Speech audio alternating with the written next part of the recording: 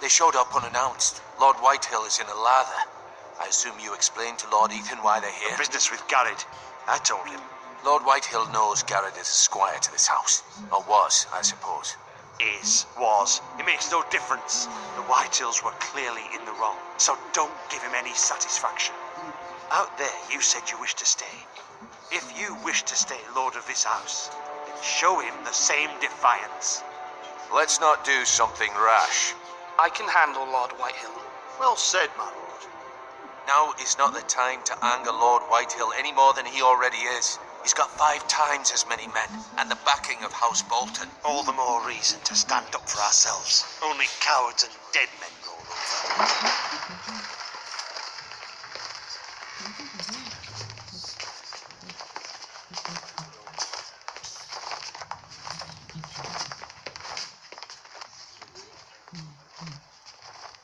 Lord Ethan, is it? My condolences for your father and brother. The late Lord Forrester was no friend to me or my house, but to his family it's still a loss. Thank you, Lord Whitehill. My only regret is I wasn't there to drive the dagger into his heart myself.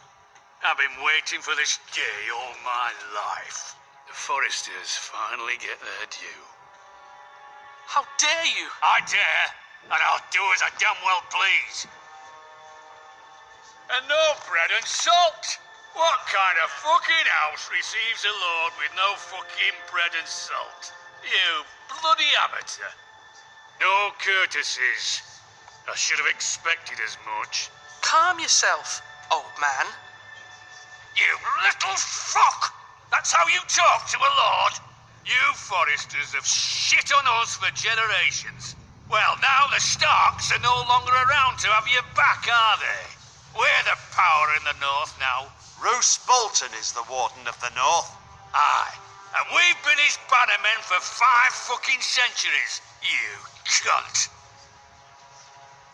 Lord Ethan, you're losing control of this. That's enough, Lord Whitehill. I'm not finished. Maybe if you hadn't been so fucking greedy with the ironwood, things would have been different between us. You squandered your share. Our share was taken from us. We had no fucking choice but to harvest what was left.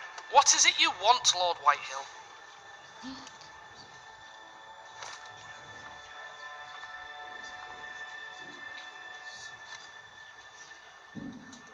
Your man, the squire. We were minding our own business, keeping the king's peace, as his lordship here said, when your man attacked us for no reason. Hear that? Attacked for no reason. No reason? You murdered his family. Then you admit it was your man who killed my men. And a pig farmer at that. How do you answer for your squire, Lord Ethan? He acted in your name. And you are the lord of this house. Your men attacked and drew first blood. They murdered his entire family. You lost pig farmers, not soldiers. Soldiers worth 100 of their type. Where's the fucking coward who killed my men? I know he's here. What have you done with him? I took care of it. He received his punishment and it's done. He's gone. What? Gone? That was my justice to deliver, boy, and you denied me of it. I'm not leaving until I have my justice. Now bring me the coward who did it, or you'll answer to Roose Bolton. What kind of fucking house is this? A house of honourable men. Lady Forrester. You bellow like a wounded boar, Lord Whitehill. Have you forgotten your manners?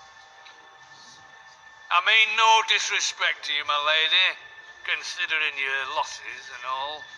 But this is not over. It's over when my son says it is.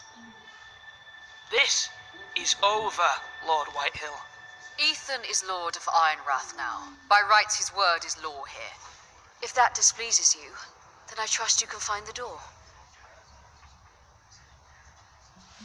That lad may be lord of this house, but Lord Bolton will have the final say. I'll send him a raven letting him know a Forrester man killed one of his own. That the new Lord Forrester lied to my face and denied me my justice. Then we'll see whose word is law. We're in the right, Lord Whitehill. Remember that.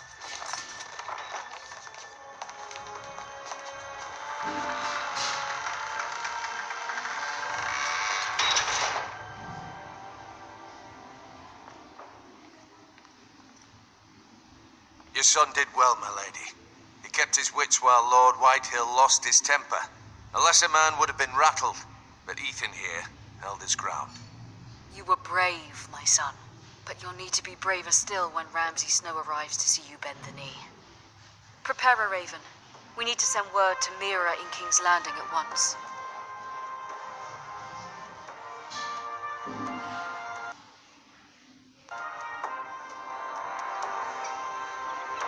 Your sister can help us. Although just a handmaiden, she has Marjorie Tyrell's favor. And Lady Marjorie's betrothal to the king may be enough to keep the Boltons at bay, if it's presented to her as it should be.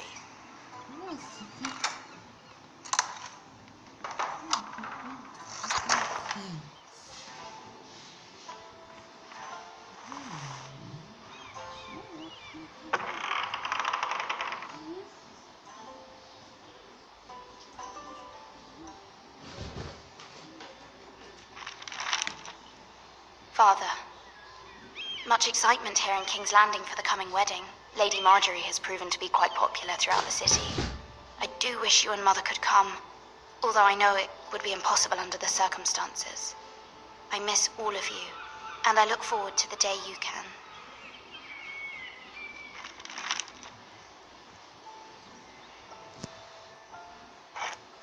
Ethan made this for me.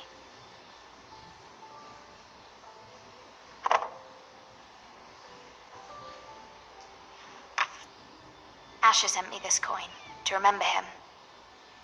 What a strange place, Essos. It was very kind of Lady Marjorie to give this to me. It once belonged to Lady Elena.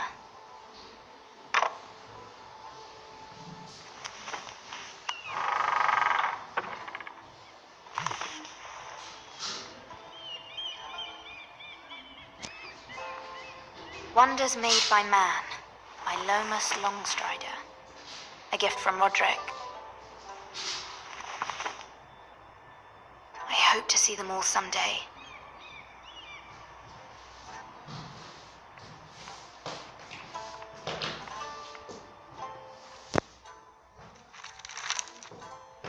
It troubles me to even ask this of you, but you must appeal to Lady Marjorie to intervene on our behalf. She is our best hope, and can be a powerful ally, especially now when your family so desperately needs her help.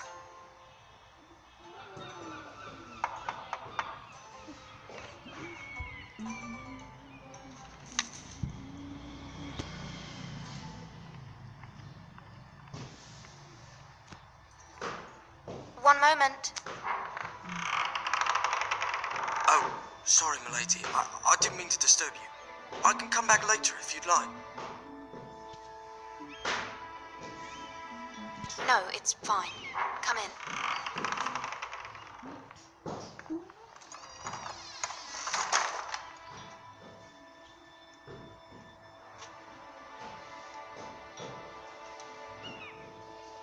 Begging your pardon, milady, but you all right? If you don't mind my asking, you seem rather upset. I'm fine, thank you. Of course, milady. Please hurry if you can. Lady Marjorie will be here any minute. Of course, milady.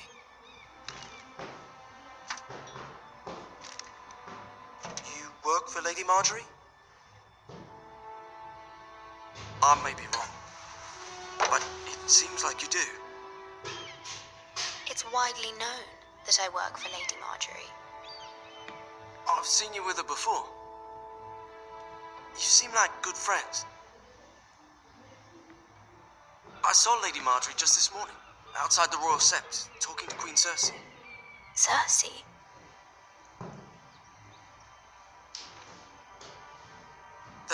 to be having some sort of disagreement. I couldn't hear much, but... You were eavesdropping? No, not at all. I was just passing by and I heard them arguing about House Forrester and... House Forrester?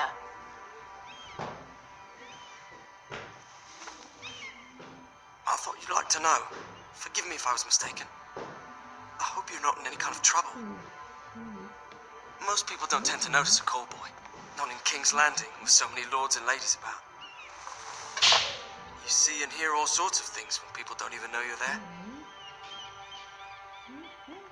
Good night, milady.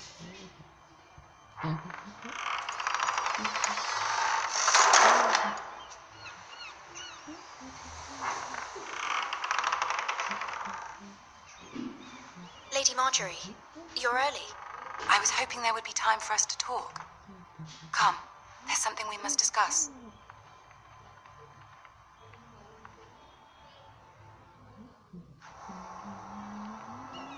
From the day you arrived in Highgarden, I've thought of you more as a friend than as my handmaiden.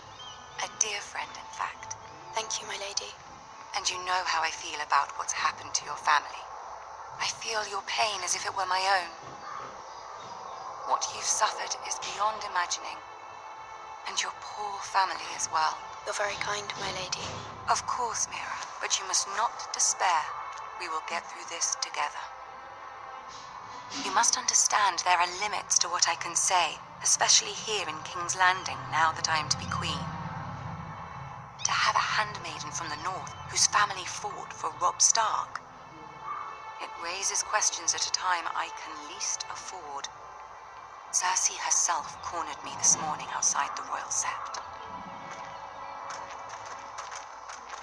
She mentioned the northern girl in my service, and she painted you a traitor.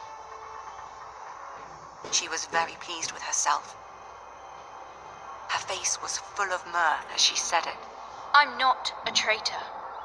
Of course not. It's only an excuse to torment you, and by extension, me. She demands an audience. She wants an apology of some sort, for what I don't know, but she's waiting for us now, and I promised I would bring you to her. I wouldn't ask this of you if it were not important. I cannot afford any conflict with Cersei with the wedding so near. What do I say? Find a way to appease her. Humor her. Tell her what she wants to hear. See if the Queen Regent is ready to receive us.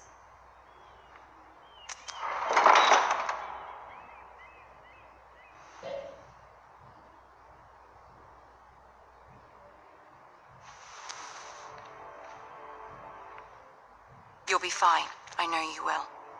You may feel one thing, but you must say another.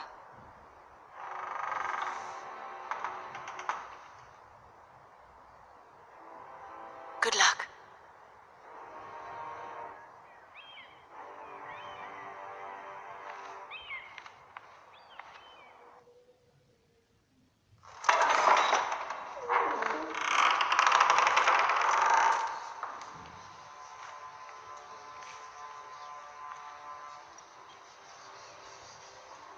You can do this.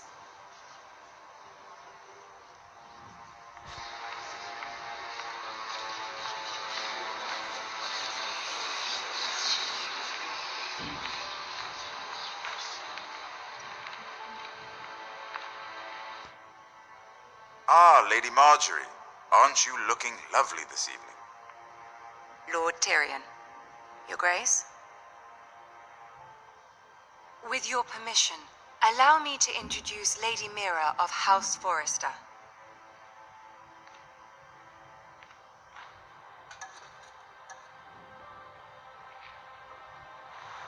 Your Grace. The girl knows her courtesies. Impressive. You may rise. House Forrester is a northern house loyal to the king. Are they? I beg your pardon, Your Grace. I wasn't talking to you. I want to hear from the girl. Is your family loyal to the king?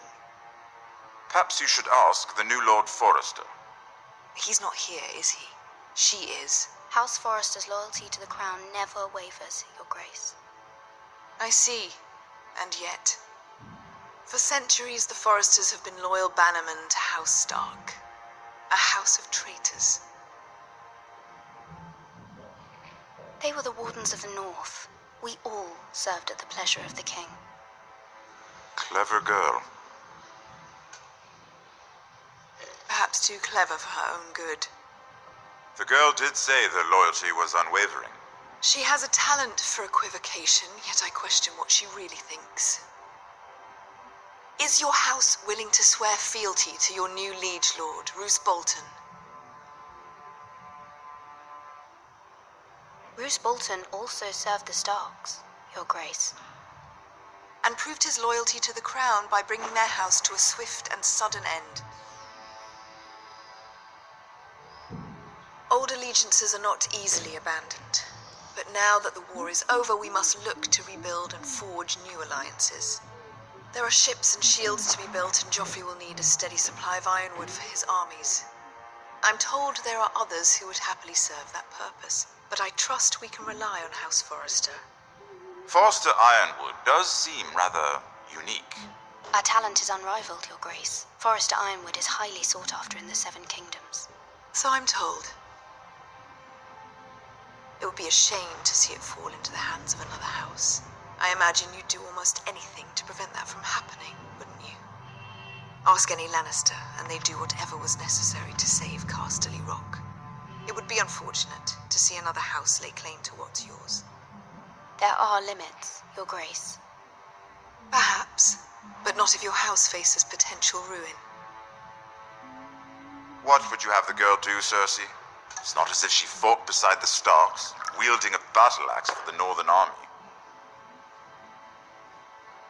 It raises an interesting question, I suppose. Can we truly blame those who end up on the wrong side of the war?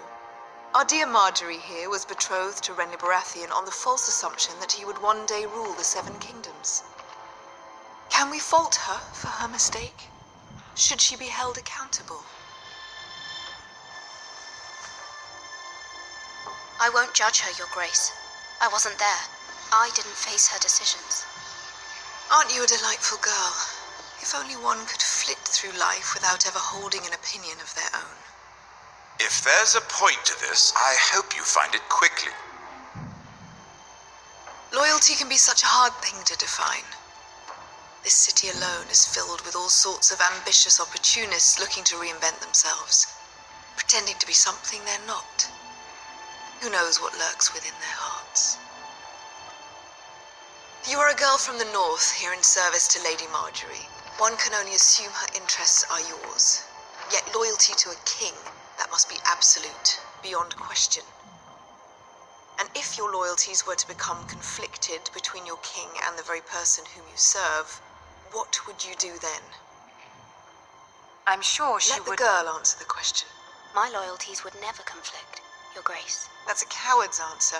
I will not have my time wasted by a northern girl who thinks she can play games. Who do you choose?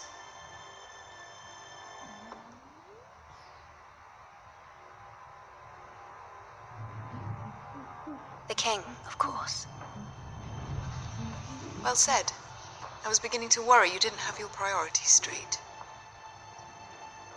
She is a threat to the crown, isn't she? The most dangerous handmaiden in all of King's Landing. I'm not quite sure what to make of her. Not surprising, I suppose, for a northern girl, but not very encouraging either. I'd like a word with you, if I may.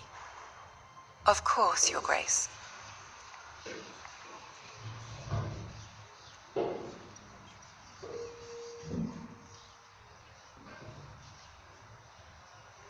I'll walk you out. This may come as a surprise, but I met your father once, at the tourney at Lannisport. Even then he didn't trust Roose Bolton. We only spoke briefly, but your father struck me as an honorable man.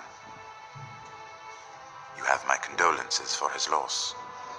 Thank you, Lord Tyrion. That's very kind of you to say.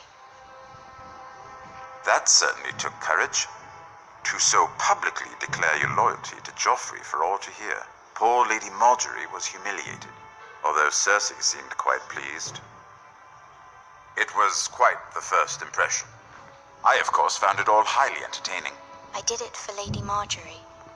Rather odd, if that's what she asked of you. But I'm sure she has your best interests at heart. My sister and I have our differences. She takes great pleasure in her little charades. I take mine in thwarting them. We must find our amusements where we can. She threatened to give your ironwood to another house. It is the Master of Coin who decides such matters. The crown needs boats. Boats need wood, and I speak for the crown in this regard, not her. What are you suggesting? I suppose the crown could be persuaded to secure ironwood from House Forrester. Lady Marjorie might not look favorably on such an alliance, and it would infuriate Cersei. Although what would be amusing for me might prove rather dangerous for you and your house. Are you willing to risk that? It may be far too dangerous. It's a risk I'm willing to take, Lord Tyrion. Please. You are a brave girl, aren't you? I'll consider it. Now, if you'll excuse me, I promised Sansa I would join her for dinner tonight. 3 beautiful bottles of Dornish wine await my arrival. Good night, Lord Tyrion. Just be careful. This is not the North. King's Landing can be a nest of vipers to the uninitiated.